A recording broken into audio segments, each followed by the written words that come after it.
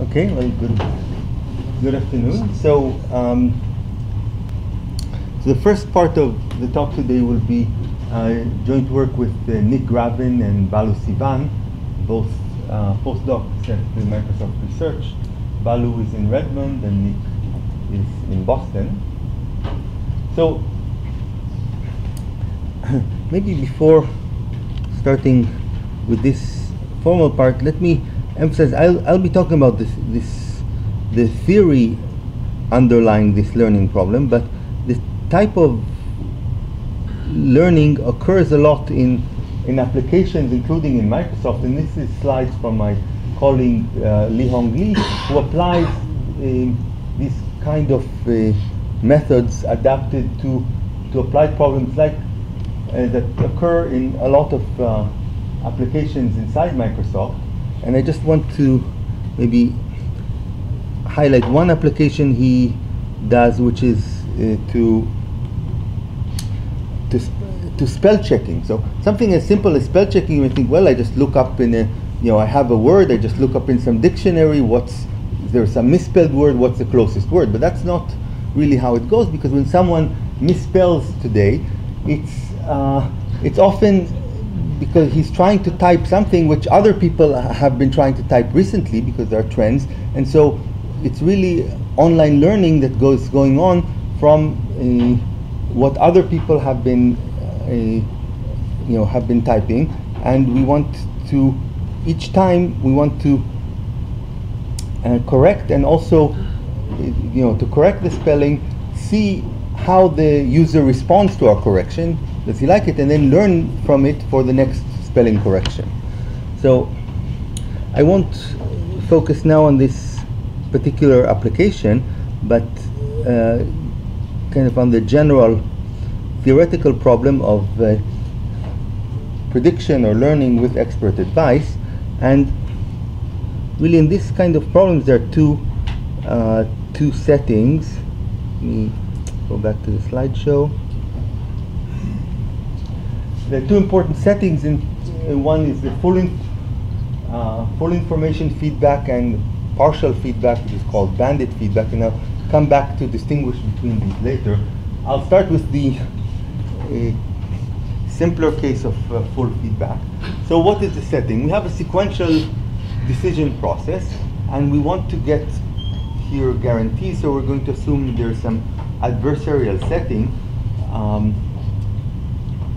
So we'll see what that means. So we have rounds, and in each round, the player, so that's us, the player will be the decision maker, okay, picks one of k experts to follow. So so each of these experts makes a suggestion. Maybe this could be which road to take to work, or which route should we send our packets on the internet, or which stock should we invest in. So we have k experts, each one gives us a recommendation, and maybe some of them are very good, some of them don't know anything, but we initially can't differentiate, and over time we will know who is good based on their performance, but we don't want to pay too high tuition for this learning. So we don't want to use the advice of the faulty experts and only know at the end. So we have to balance this kind of learning with the rewards or losses we have along the way. So there are equivalent models here. We can think of gains or losses. If you just switch to, say, 1 minus the gains, you can think of those as losses. We'll start with just thinking of a gain. So so for each advice of the expert, say the expert tells us, okay, which route to drive, there is a gain, which is how fast this route was. And once we chose which expert to follow, we have the gain corresponding to that expert. So we choose some index j, and then we get the gain j at time t. Okay. Now, again, in the full information case, we maybe know how all these different choices performed. But often, if it's roads, then maybe we only know how the road we chose performed. We don't know about the other options. So these are different models of feedback, and both of them occur in practice.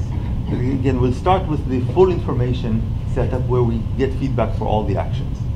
Okay, so here are the, so this is the model at time t. We have the two experts. We know at time t all the gains. So these are the gains of expert 1 until time t minus 1. This is the same gains for expert 2. And now we have to decide at time t which of these to follow, and then we'll get the corresponding gain. Now if we have some policy, how do we evaluate that policy?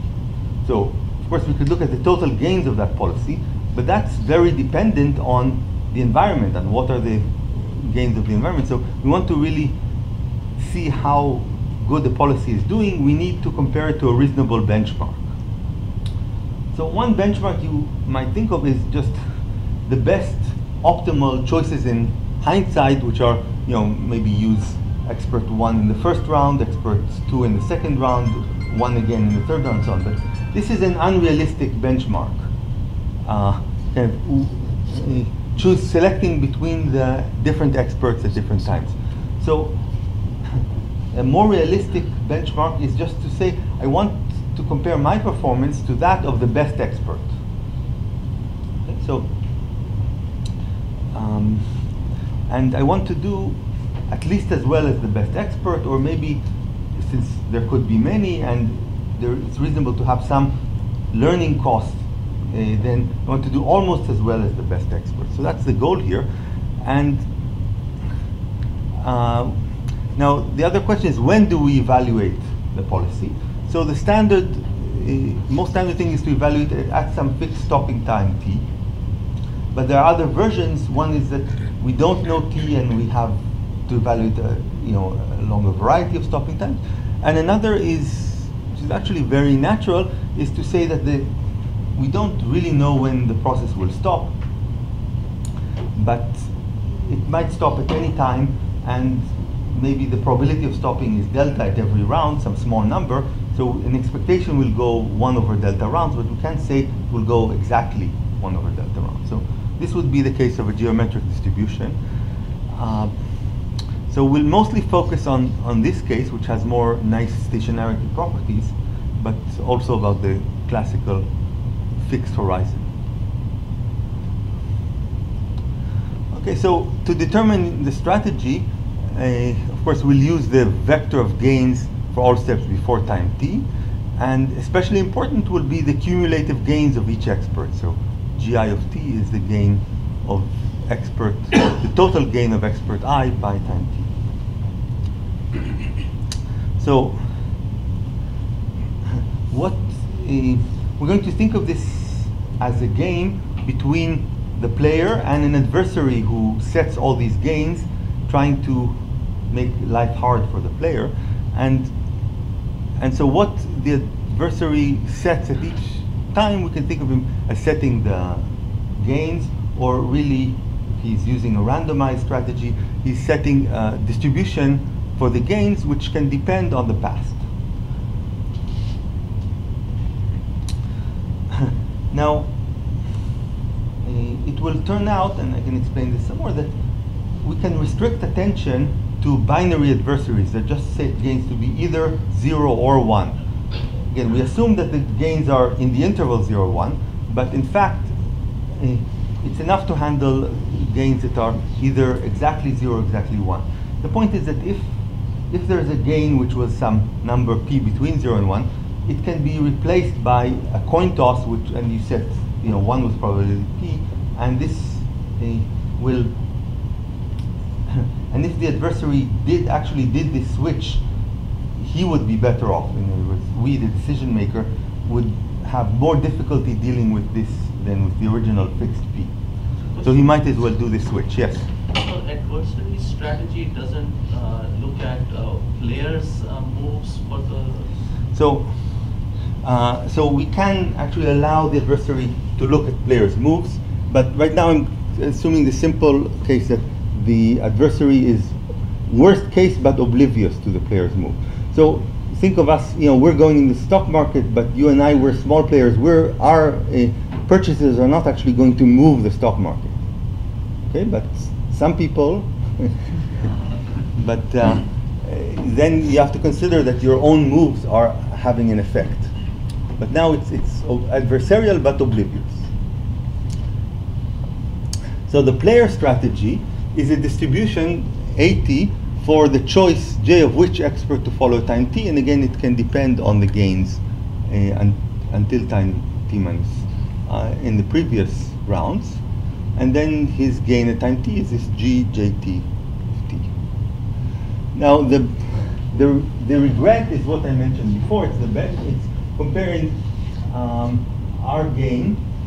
So this is the gain of the player, this sum, and we want to compare that to the benchmark, which is the gain of the best expert.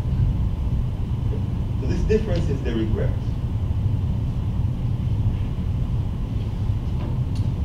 Okay. So and the goal will be to minimize the regret.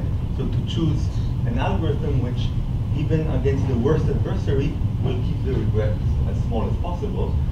When the regret is little o of t, we would say that we are learning. So on average, our regret per round is going to 0, but we want to make it even smaller than that. Regret, which is order t, is kind of a sign of failure. So our goal will be to control the minimax regret, because we get to choose the algorithm. So this is and our goal is to minimize, so we minimize over the algorithm, but then we're considering worst case, so maximum over the distribution of the adversary's choice of this regret I mentioned before. But a powerful method to analyze the regret is to use the von Neumann minimax theorem, which tells us that this quantity is the same as evaluated the other way, though intuitively these have different interpretations. So what's on the right-hand side, we maximize over the distribution of the loss of the gains. And then here there's the minimum on the inside. What that means is that we can think of an algorithm, a player algorithm, which responds to a known distribution of that the adversary puts.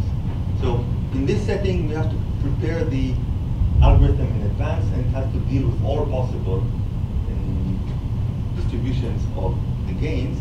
Here, we just have to have a good counter strategy for each individual randomized strategy of selecting the gains. But as long as we're dealing with randomized, then von Neumann tells us that these are the same. It's really a powerful fact. So yes. So the player knows the distribution, or player just knows the sample? So again, on the left, the player just knows the sample of what happened before. And so he has to, in advance, decide what is his strategy going to be, and then he's going to feed it to his computer. Now, the strategy, when implemented, each time it will see what happened before just the sample.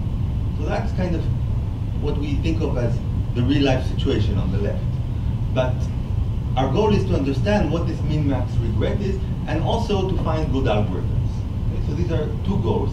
But if we use this equality, we're going to be less ambitious and say, suppose I just want to understand how this behaves without necessarily knowing what's the right algorithm to use. Then the minimax theorem allows me to do that. It allows me, and I'm shortcut to say, I can find the behavior of the regret just by, for each choice of distribution, to find a good counter strategy. So on the right, I can assume that the player knows both the sample of what happened in the past. He doesn't know exactly what will happen in the future, but he knows the distribution and can compute computational distributions.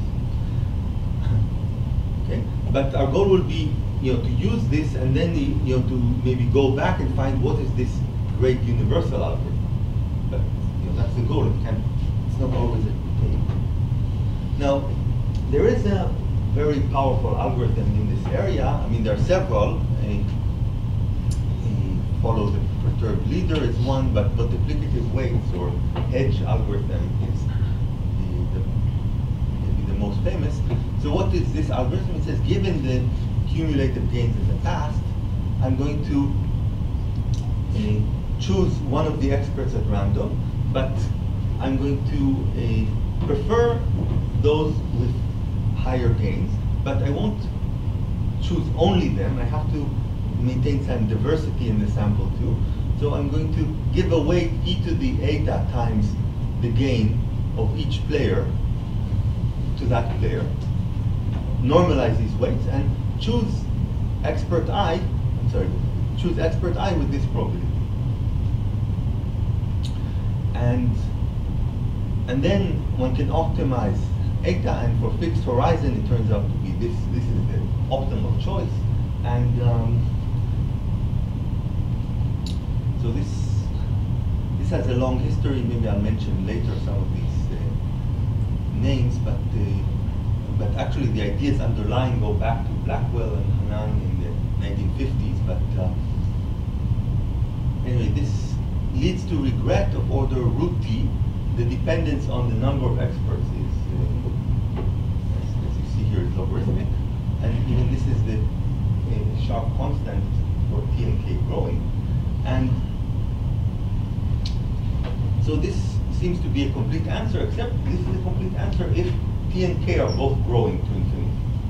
Now, it's reasonable to think of the horizon going to infinity, but sometimes we just have two possible roads to go to work, or three stocks we're interested in, or three stock advisors that we have to choose between.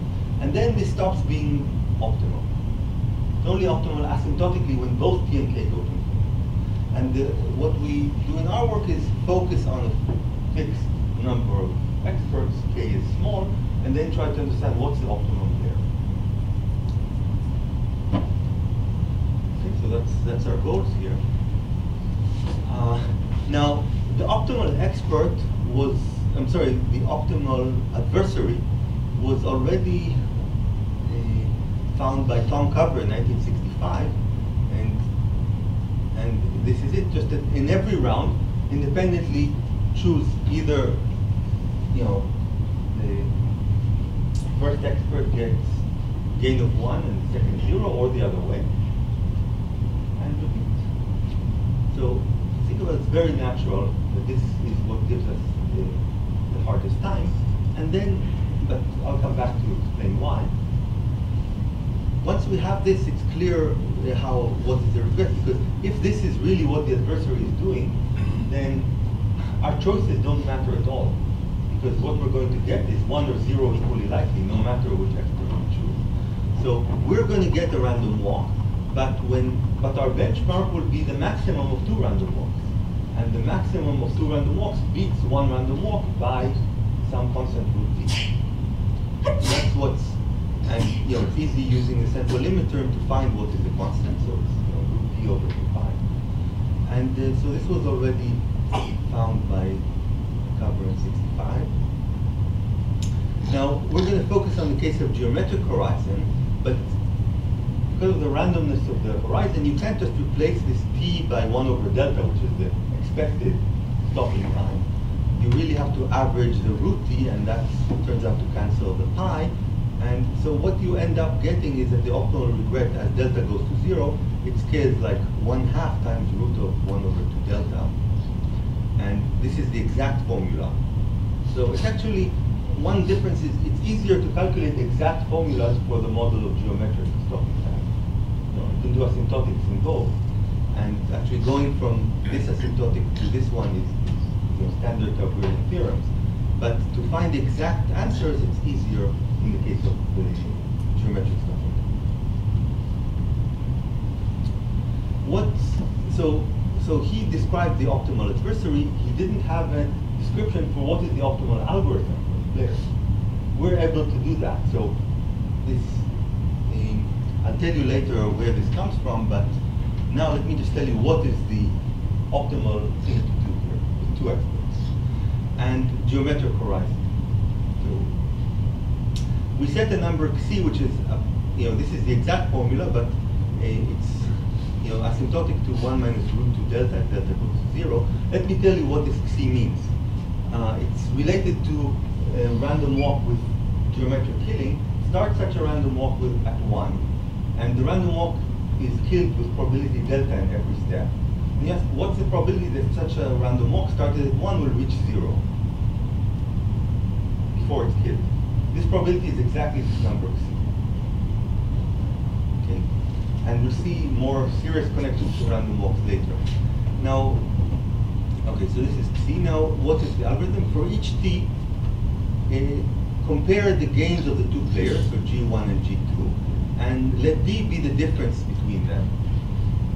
Okay, if this difference is 0, so both players are doing the same, obviously we should give equal weight to the players. There's no reason to prefer one to the other. But if there is a difference, then we are going to penalize the lagging player by this C to the power D compared to the half. Okay, and then the remaining probability goes to the leading player.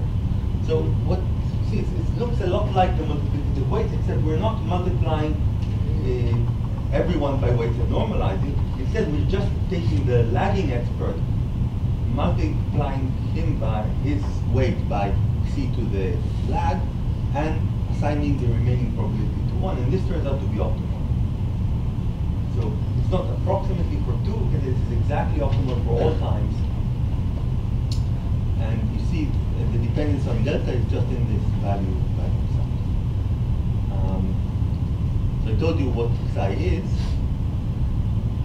Now the speed 2 of D, I gave you this form for it, but it also has a meaning for a random walk. So if we think of the total gains of each expert as some horse race, like a random horse race, and you can ask, so the lagging expert could still finish first at the end. There's still some chance. The end could be a long time away because it's geometric stopping. So C to the half C to the D is exactly the probability that he will finish first when the game stops.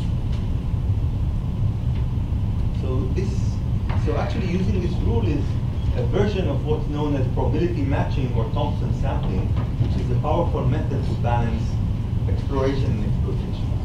But this method appears in many places. It's actually the first real paper on this type of problem in Thompson 1933, which didn't have any mathematics, it just had a proposal, but very powerful one. And this is an instance of that proposal. Usually Thompson sampling is not optimal. It's sometimes a good approximation. In this setup, it turns out to be exactly optimal. Question? Yes. So is it optimal for every delta or only as delta goes to 0?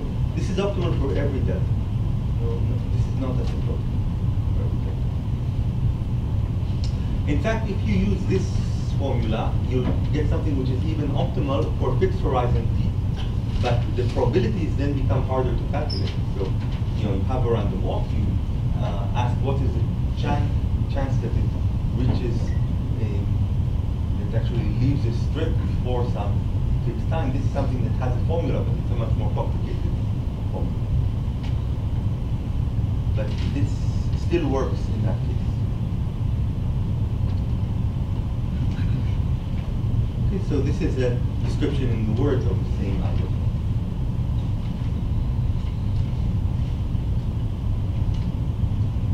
And it also, as I said, works for fixed horizon, but then the probability that the laggard finishes as leader depends both on the difference and on the remaining time.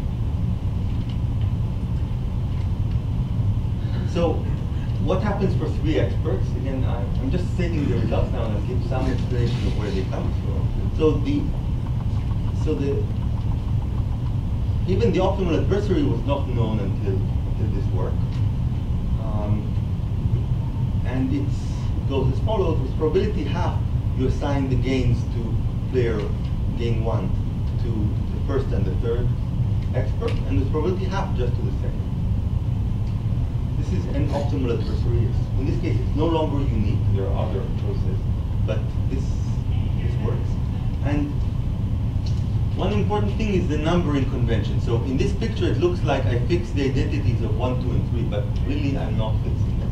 So when following this rule, you have to at every time reorder the experts according to their performance. So when I say with probability half, you assign gain 1 to experts 1 and 3. This is the leader and the laggard. Yes. So it doesn't matter by how much they're leading relative to the middle one, or lagging. Right. So again, that's correct. But again, I emphasize, this is not the player's algorithm. This is the adversary who is setting the gains. So he is trying to make life as difficult as possible for the player, and yes, it doesn't matter by how much.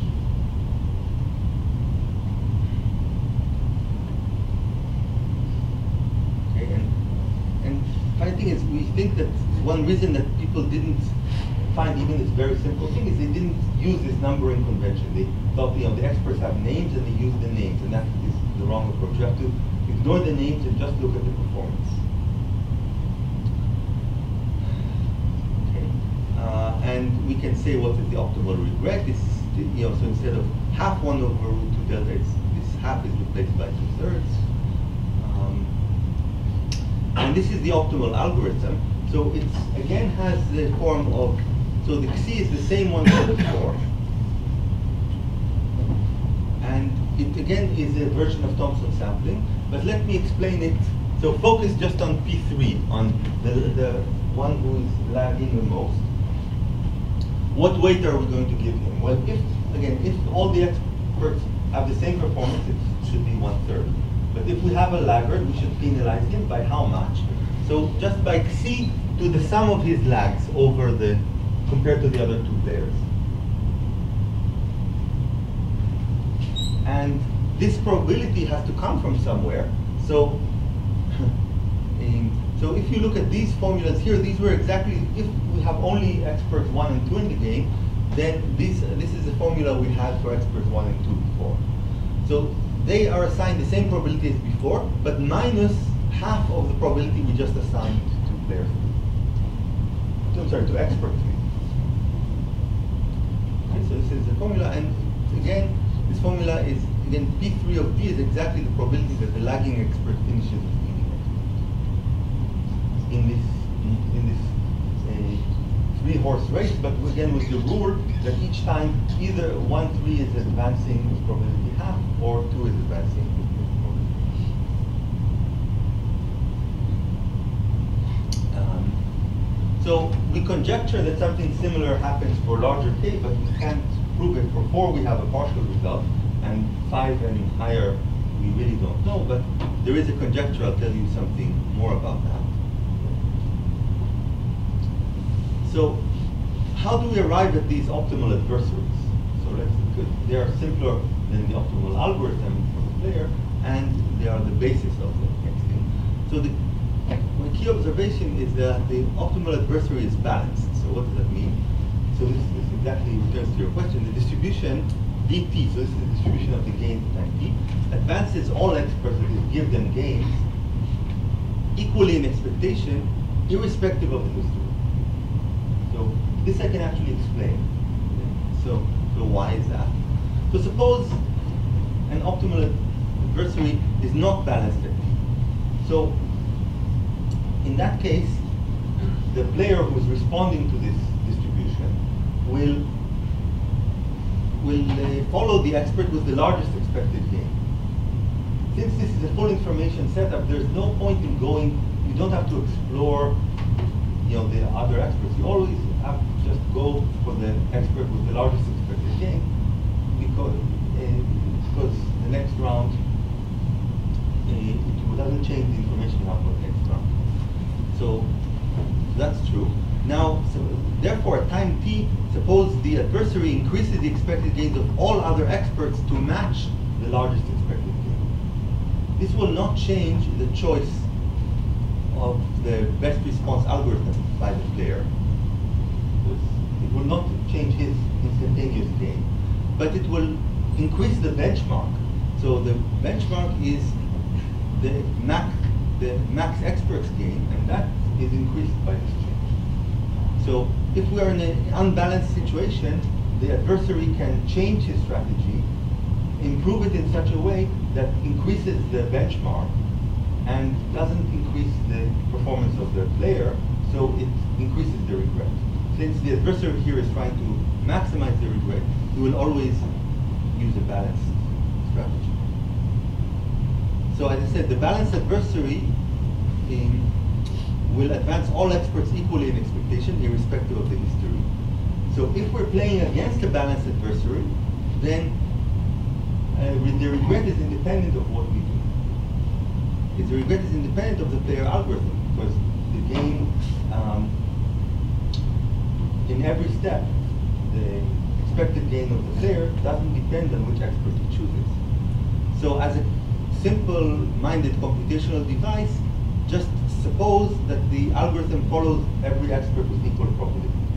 So again, this is not a recommended method to ignore history, but it is just a computational device saying once we fix the adversary to be balanced, then it doesn't matter. So to compute the regret, we could use any algorithm, and we use the simple-minded algorithm, and then the regret is has this form. Again, when the gains are advancing according to a balanced adversary. Okay. So it's the max of the gain process minus the average.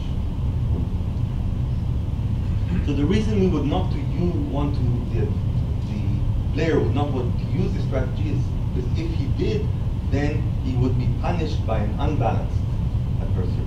But if we're just assuming a balanced adversary, we can use this as a computational device. So the regret is the max minus the average. Now let's go back to the case of 2. So if we take the max of 2 numbers minus the average, that's just the expectation of G1 minus G2. So in other words, if I denote by xt the difference in gains of 2 players, so this is minus 1, 0, or 1, I just have a random walk. But because we assume a balanced adversary, this is the mean 0 walk. And so the only choice we have to make in order to determine the adversary is what weight to put on 0. Because we have a distribution on minus 1, 0, 1. It has, so the weights on minus 1 and 1 are the same. But our goal is, so we basically have like a lazy random walk and want to maximize the expected distance from the origin, then it's obvious that you want to make it not lazy. You want to put the weight on 0 to vanish. And so this should just take values minus 1, 1, which corresponds to having the gain vector either 1, 0 or 0, 1. So this explains, covers theorem. It's not the same as his explanation.